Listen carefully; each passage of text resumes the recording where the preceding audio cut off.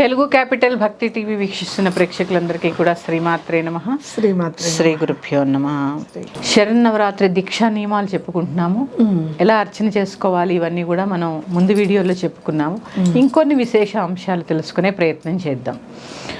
తర్వాత ఈ దీక్ష తీసుకున్న వాళ్ళు చాలామంది రీల్స్ చేస్తున్నారు. అంటే పొద్దున్న లేచిన దగ్గర నుంచి అమ్మవారి పూజ దగ్గర నుంచి అమ్మవారికి వండిన ప్రసాదం దగ్గర నుంచి అవన్నీ కూడా బయట జనాలకు చూపిస్తారు. ఆనందం కోసము. ఎక్కడమ్మా ఆనందం తర్వాత పక్కకు పెట్టండి, పూజ గురించి మనం మాట్లాడుకుందాం.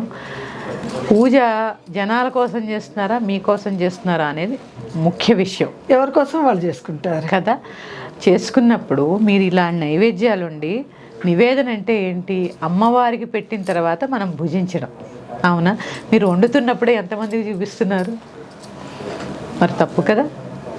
ఎక్కడైనా దేవాలయాల్లో చూడండి, ప్రసాదాలు ఉండి కానీ కనీసం మనకు కనపడేలాగా కూడా పట్టుకెళ్ళరు.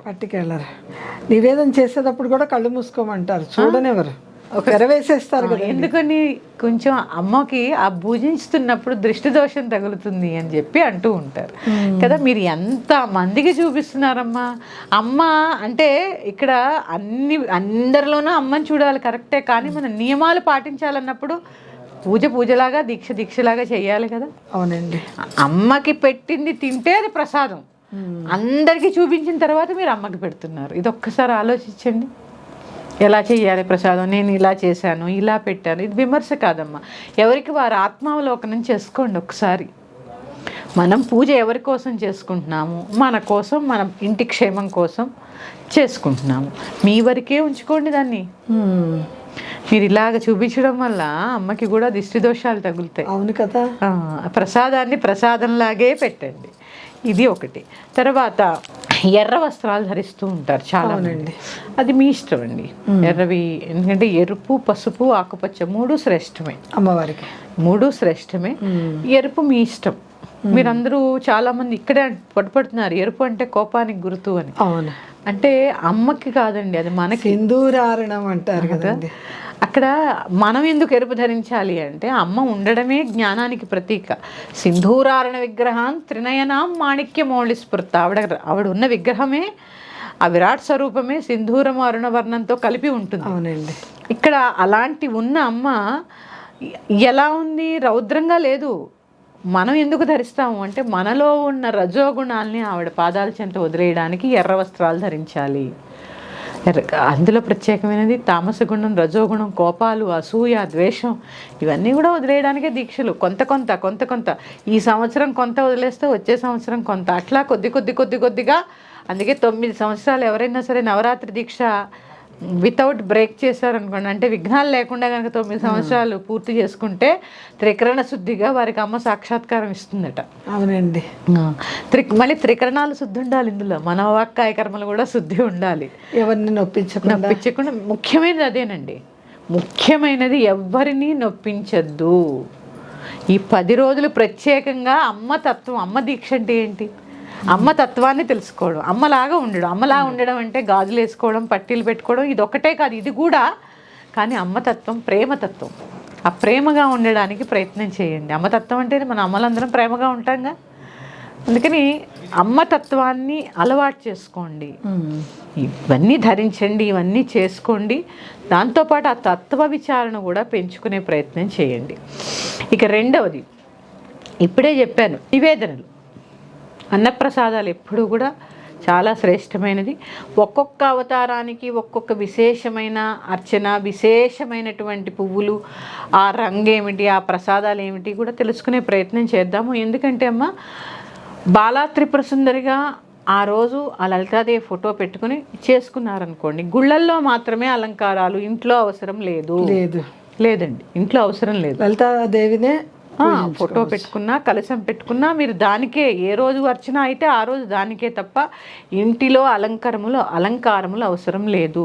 ఒక సాంప్రదాయంగా దేవాలయాల్లో జరుగుతోంది కాబట్టి దేవాలయాల్లో, ఎందుకంటే ఆ రూపులో ఆ మూర్తిని అలా విశేషంగా చూసుకుని అక్కడ చూస్తేనే ఆనందంగా అనిపిస్తుంది. ఒక ప్రత్యేకము ఉంటుంది. అందుకని విశేషమైన అర్చనలు ఇంట్లో అంత అవసరం లేదండి. కలశ స్థాపన చేసుకోండి, ఫోటో పెట్టుకోండి, చేసుకోండి. ఇంట్లో అలంకరణలు అనేవి అవసరం లేదు. ఇక మన అలంకారాలు, పూజ చేసేవారి అలంకారాలు ఎలా ఉండాలి? పూజ చేసేవాళ్ళు అలంకారాలు చెప్పండి. విశేషంగానే ఉండాలండి. పంచమాంగళ్యములు అయితే ఖచ్చితంగా ధరించాలి. పసుపు, కుంకుమ, కాలిమెట్టెలు, మంగళసూత్రము, పువ్వులు ఇవి ఖచ్చితంగా ధరించాలి. తర్వాత చీరలు అంటారా, దీక్షలో ఉంటారు కాబట్టి ఎలాగ ఎర్ర చీరలే లేదా చక్కటి శుభ్రమైన ఉతికి ఆరేసినటువంటి వస్త్రములు ధరించడం చాలా శ్రేష్టం. అలాగే ఏకభుక్తం అంటే మధ్యాహ్నం భోజనం చేయడము, రాత్రికి ఉపవాసం ఉండడం, అదొక లెక్క. అదొక లెక్క. కొందరు నక్తాలని చేస్తారు. నక్తాలంటే పొద్దున్నంతా ఉండి రాత్రి చేస్తారు.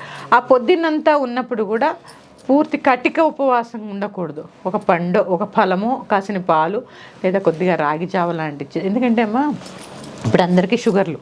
అవును కదండి. ఏదో అలసిపోతూ ఉంటారు. సరిగా పాత రోజుల వాళ్ళైనా కొంచెం శక్తివంతంగా ఉండేవాళ్ళు, కానీ ఈ జనరేషన్ వాళ్ళకి అసలు లేదు. పైగా నైట్ డ్యూటీలు చేసేస్తారు, నిద్రలు ఉండవు, నీరసాలు, ఇవన్నీ పెట్టుకుని మీరు కటిక ఉపవాసం చేయాల్సిన అవసరం లేదు. పగలు కూడా ఉద్యోగాలకు వెళ్ళాలి కదండి. పూజ చేసుకొని నక్తాలు చేసే వాళ్ళు ఏం చేస్తారంటే పళ్ళు, పాలు, ఇంత జావ, ఏదో ఒకటి డ్రై ఫ్రూట్ జావ, ఏదో ఒకటి చేసుకొని తీసుకోవడమే ఎప్పుడు మంచిది. శరీరం పడిపోయేంత ఉపవాసాలు చేయకండి. ఏకభుక్తం అయితే అవసరం కంపల్సరీ. ఈ 3 పూట్ల తినేయద్దు, ఏకభుక్తం అవసరం. ఎందుకంటే అర్చనా కాలం కదా, నిద్ర వచ్చినా ఆవలింతలు వచ్చినా మనం అర్చన సజావుగా సాగదు, బ్రేక్ వస్తూ ఉంటుంది. వెల్లుల్లిపాయ, ఉల్లిపాయ, మసాలాలు ప్రత్యేకంగా ఇవి లేకుండా చూసుకోండి. ఇవే నియమాలు. అన్నిటికన్నా ముఖ్యమైన నియమం, ఎవరిని తిట్టకండి, ఎవరి చేత తిట్టించుకోకండి. మళ్ళీ చెప్పేది ఎప్పుడు చెప్తాను, ఇప్పుడు చెప్తాను, స్త్రీలు కళ్ళమట్టి నీళ్ళు పెట్టుకోకండి. శక్తి ఆరాధన చేస్తున్నారు, శక్తిలాగే ఉండాలి. పూజ టెన్షను ప్రశాంతంగా చేసుకోండి. అందుకే బ్రాహ్మీ ముహూర్తంలో చేసేసారనుకోండి, ఎవ్వరూ లేవరు, ప్రశాంతంగా ఉంటుంది. తర్వాత అరుపులుండవు, కేకలుండవు, రొటీన్ కార్యక్రమంలో మహిళలకి ఇల్లు, సంసారం, పిల్లలు, భర్తను పంపించుకోవాలి. 11 రోజులు కష్టపడండి. పొద్దున్నే లేచి బ్రాహ్మీ ముహూర్తంలో చేసుకునే ప్రయత్నం చేస్తే ఏ గొడవలు ఉండవమ్మా, ప్రశాంతంగా కూడా ఉంటుంది. కొంతమంది ఇన్నిసార్లు లలితా సహస్రనామం చదివి అర్చన చేస్తాం అనుకుంటూ ఉంటారు. 16 సార్లు చదివే వాళ్ళు కూడా ఉన్నారమ్మా. ఉన్నారండి. ఈ 10 రోజులు 1000 సార్లు ముగించే వాళ్ళు ఉన్నారు. మన పీఠంలో కూడా 1,00,000 సార్లు ముగిస్తాం. 1,00,000 సార్లు పీఠం అంటే పర్వాలేదు, అందరూ వస్తారు. అలా నియమం పెట్టుకోకుండా పెట్టుకుని చేసుకునే వాళ్ళు ఉన్నారు. కానీ ఇలా పీఠంకి వెళ్ళిపోయి అది చేసుకుంటే అది ఇంకా 10 మందితో సత్సంగం కదండి. ఇప్పుడు సామూహిక పారాయణ ఎప్పుడు చాలా విశేషం అండి, చాలా విశేషం. అందులో నేను అప్పుడు ఖచ్చితంగా తప్పులు లేకుండా చదివిస్తాను నేను దగ్గరుండి. అందుకని విశేషం మీరు చెయ్యగలిగే బ్రహ్మ ముహూర్తంలో చేసుకొని ఇలా పీఠంకి వచ్చో దేవాలయంకి వెళ్ళో పారాయణ చేసుకుంటే అది ఎంత ఆనందంగా ఉంటుంది. దేవాలయాల్లో హోమాలు జరుగుతూ ఉంటాయి, ఇలాంటి విశేషమైన కార్యక్రమాలు జరుగుతూ ఉంటాయి. కాబట్టి వాటిల్లో పాల్గొనండి. ఎక్కువ అలసిపోకుండా చిన్న మంత్రం చెప్తాను నేను, మీకు కుదిరితే దీంతోనే షోడశోపచారాలు చేసుకోండి, దీంతోనే జపం చేసుకోండి. ఓం దుం దుర్గాయై నమః. చాలా సులువైన మంత్రం కదండి. దుర్గాదేవి, దుర్గా అంటే అర్థం తెలుసా అమ్మ? మనం అనుకుంటాం లలిత వేరు, దుర్గ వేరు, ఇదంతా ఏంటి, దుర్గా మంత్రం ఇచ్చారు, లలితా స్తోత్రం చదవమంటున్నారని మీకు అపోహ రావచ్చు. దుర్గా అంటే దుర్గుణములను నశింపచేసేది, దుర్గతి నశింపచేసేది, ఇలా మనకు వచ్చేటటువంటి ఆపదలను తొలగించేది ఆవిడ పేరే దుర్గా అని అర్థం.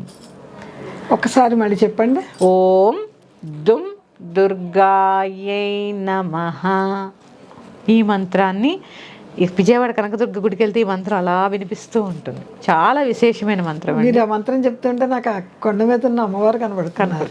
చక్కగా చేసుకోండి. ఆ పూజలో కూడా షోడశ ఉపచారాలు ఖచ్చితంగా చేయవలసిందే. షోడశ ఉపచారాలు ఖచ్చితంగా చేయవలసిందే. 16 ఉపచారాలు ఇదే నామంతో చేసుకోవచ్చు, లేదా సర్వమంగళ మాంగళ్యే శివే సర్వార్థ సాధికే శరణ్యే త్ర్యంబకే దేవి నారాయణి నమోస్తుతే, ఈ నామంతో కూడా షోడశ ఉపచారాలు చేసుకోండి చక్కగా. అంటే అలసిపోకుండా సొలసిపోకుండా ప్రశాంత చిత్తులై ప్రశాంతంగా పూజ చేసుకోండి. దంపతులు ఇద్దరు చేసుకుంటే ఇంకా విశేషము. మరి యొక్క అంశంతో మీ ముందుకు వస్తాను. శ్రీమాత్రే నమః. స్వస్తి. శ్రీమాత్రే నమః.